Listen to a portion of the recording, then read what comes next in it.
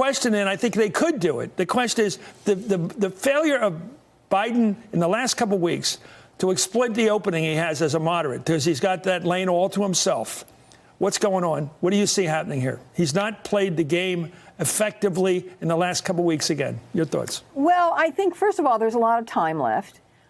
Second of all, I think he probably doesn't see anybody encroaching in that lane. If you're just looking at this from a cold political standpoint, I think he feels like he's got it staked out.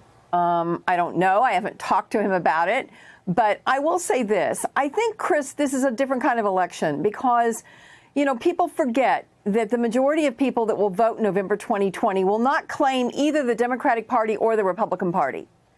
They will look at the binary choice. And we have something that will unite the middle with the Democratic Party, and that is Donald Trump. And I think Donald Trump is such a unifying force for our party. I think we can withstand a few bumps in the road through this torturous presidential primary process with so many candidates and so many people out there trying to play gotcha.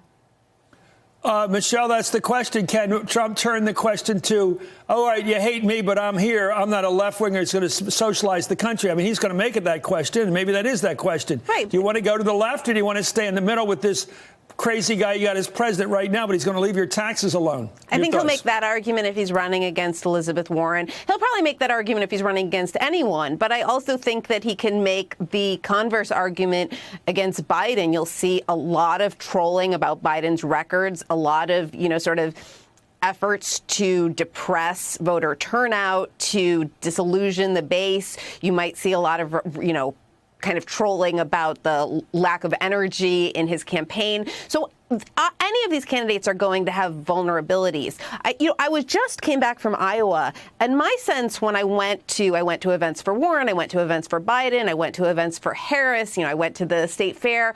When I talk to actual voters, I don't think that these lanes that we talk about are really real. I mean, I spoke to a lot of people who are trying to decide between Elizabeth Warren and Joe Biden and don't see them as really that ideologically different, because on the stump, they're both talking about their hard-scrabble childhoods. They're both talking about middle-class economics. I think people are making decisions using kind of different metrics than we are in pundit land. Well, when I asked to look at I'm just looking at what you look at, the same axis we all have. I look at the polls and said very liberal, Elizabeth Warren. Somewhat liberal, surprisingly, Bernie. He's a little bit to the right of her. These are surprising, but they are, I think, interesting. Ben, your thoughts? This is anecdotal, but I'm from South Carolina, and that hasn't been my experience. The experience I've had is not that Elizabeth Warren and Joe Biden aren't that far apart from one another, if that's what's being said.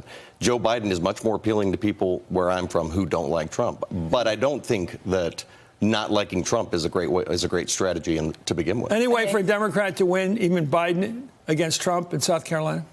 Yeah, I think Biden actually could win the general. I think he could win the general, yeah. Wow. The strategy in 2016 and the talking points that you heard from Democrats in 2016 was even if Bernie and Hillary Clinton were having this bloodbath, everyone's going to coalesce because Donald Trump is such a crazy figure. Every Democrats thought, okay, we're clearly going to take this. Obviously, that did not work out. I think Pete Buttigieg, though, summarized the Democrats' issues really well in the last debate. He said, no matter what policies we run, we're going to be cast as American socialists. And the president has kind of really settled on that language. He's settled on the idea of telling his voters. You believe Biden looks like a socialist?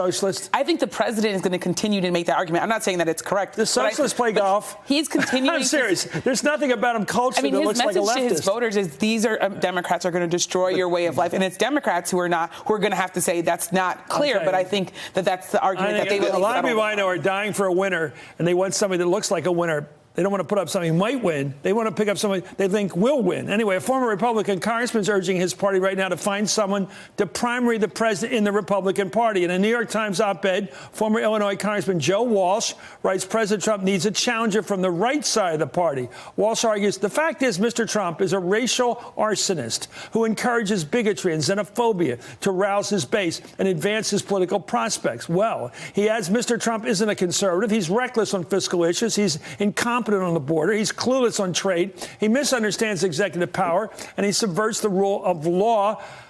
Senator, your thoughts about that's a Republican who wants to see a real challenger. I'm not sure Bill Weld fits the bill because Bill Weld is a liberal Republican from Massachusetts. Well, frankly, one of your guests has written a very good book that could speak to whether or not a challenge from the right would work. Because if there was some vulnerability on Trump from the right, it would certainly be around fiscal policy and things like ethics, integrity, and morality. And typically in the Republican Party, you would see the evangelicals that would be clamoring to get a challenge to him from the right. Hey there, I'm Chris Hayes from MSNBC. Thanks for watching MSNBC on YouTube. If you want to keep up to date with the videos we're putting out, you can click subscribe just below me or click over on this list to see lots of other great videos.